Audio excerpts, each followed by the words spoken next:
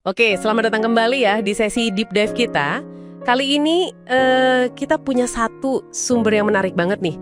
Sebuah teks renungan pagi, judulnya Menjadi Sumber Ketenangan. Dan bukannya tuh unik loh, sapaannya Selamat Pagi, Ciptaan Baru. Keren ya?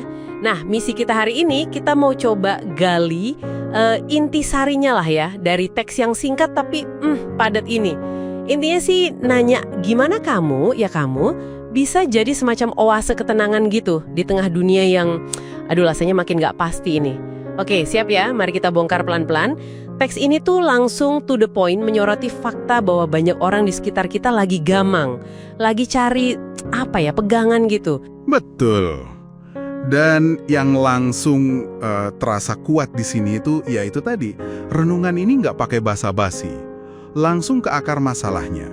Ketidakpastian global yang kita semua rasain, dan ya, kebutuhan dasar manusia akan fondasi hidup yang kokoh.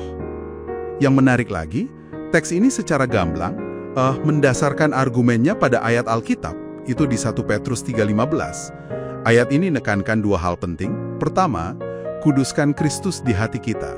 Kedua, selalu siap sedia, siap ngasih jawaban soal pengharapan yang kita punya. Ini jadi kayak semacam mandat spiritual gitu ya, nggak sih? Untuk jadi sumber ketenangan itu. Wah, aku suka banget istilah mandat spiritual itu, pas banget.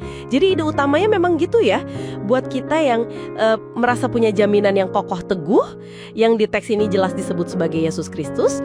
Nah, ada panggilan khusus buat kita.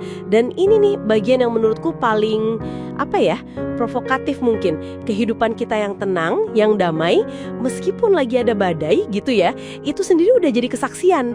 Kesaksian yang ngomongnya lebih keras daripada kata-kata kita. Jadi bukan cuma soal apa yang kamu ucapin, tapi gimana cara hidupmu itu kelihatan sama orang lain. Persis, bener banget. Kalau kita tarik ke gambaran yang lebih gede ya, ini tuh soal mekanisme gimana keyakinan internal kita, kepercayaan pada jaminan, itu bisa termanifestasi secara eksternal. Ketenanganmu itu jadi bukan cuma buat diri sendiri, tapi jadi sesuatu yang bisa dilihat, bisa dirasakan sama orang lain. Dan penting nih, ini bukan ketenangan yang pasif atau cuek gitu ya. Teks ini kan tadi merujuk ke 1 Petrus 3:15. Itu menekankan kesiapan aktif.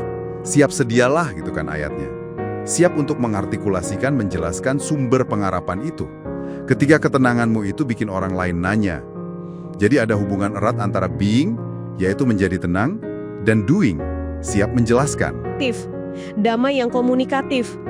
Terus, kalau gitu apa artinya ini semua secara praktis buat kamu, para pendengar?